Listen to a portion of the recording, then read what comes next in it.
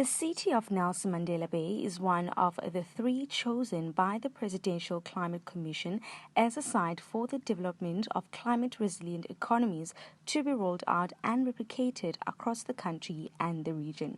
Today, at the Mendy Arts Centre in New Brighton, Nelson Mandela Bay launched a groundbreaking study for a climate-resilient metro. The aim of the project is to develop a multi-stakeholder climate-resilient development strategy framework and action plan for Nelson Mandela Bay by February-March 2025. The MMC demonstrated his commitment and said, "We want to build a Nelson Mandela that is climate resilient, and that has always been the goal. So we are happy to be where we are today.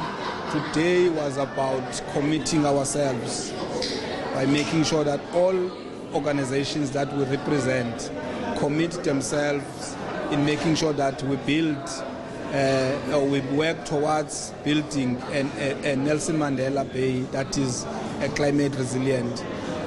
Now that has been done, I've said inside that the work now starts. We need to make sure we do what we had agreed on. Some of the tasks that we have are still not yet been completed. So we have deadlines that were set, but we need to close this off next year. I think it is around February.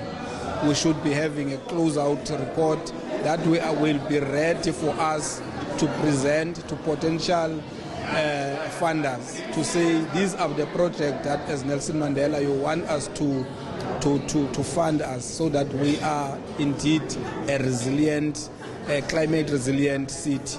Dr. Gary Kukumur elaborates on climate change for the community of Nelson Mandela Bay. The reason that we're here is because of this thing called climate change.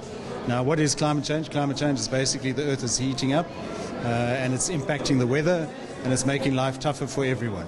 So we can expect droughts, storms, rain, more rain and that kind of stuff, flooding. But climate change isn't just that. Climate change is also a whole bunch of things are going to happen in response to that. And so like we're going to go from petrol engines to electric engines. We're going to go from coal-powered plants to renewable energy plants. Those are the kind of transitions that we're going to see, and they're going to impact our city as we go through that. So really what we're here to do is to start a process. We're starting the engine of a process that will deliver a plan for us that takes us to 2055. We want to say when it's 2055 we will be ready for whatever the climate is, whatever the earth is at that stage, and we will build our way there. Now what we call it is a climate resilient development strategy framework, but what in fact that is a toolbox that we carry with us that creates a roadmap for us to follow through the process.